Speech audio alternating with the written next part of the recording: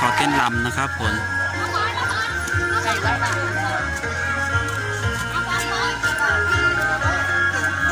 บรรดาน้องๆนักเขียนนะครับของแขวงคำมวลนะครับผมดูครับทุกคนเขารำสวยมากนะครับดูครับทุกคนว่ายสวยมากนะครับ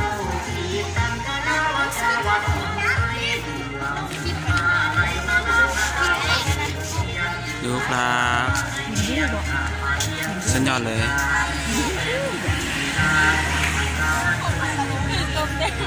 เดี๋ยวครับ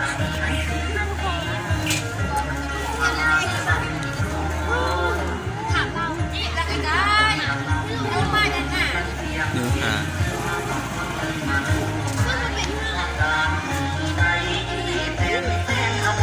เป็นน้องๆนักเรียนนะครับทุกคนเขาซ้อมอยู่นะครับ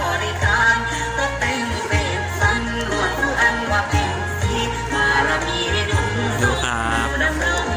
เขารำสวยนะครับทุกคน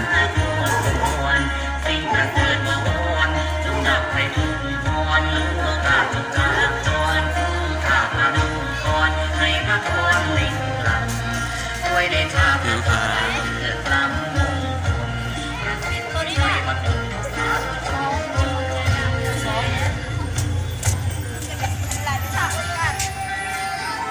รำสวยมากนะครับ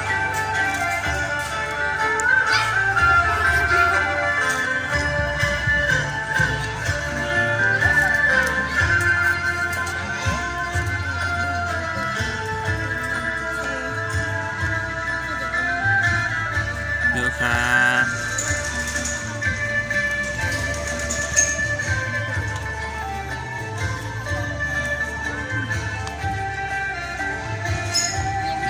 ก็เก่งมากนะครับ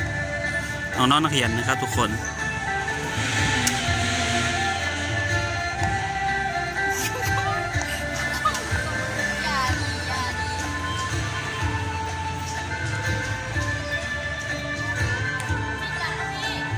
เป็นคณะศิลปะนะครับน่า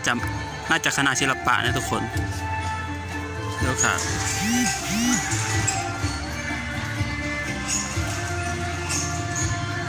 จะถ่ายบางด้านนี้นึง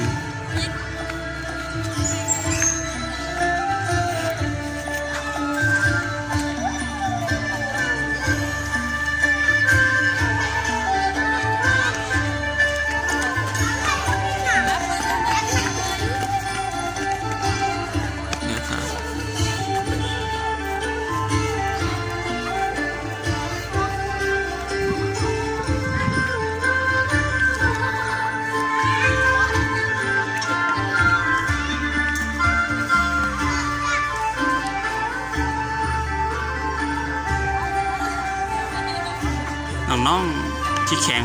ขมวลนะครับทุกคนเก่งมากนะครับสอน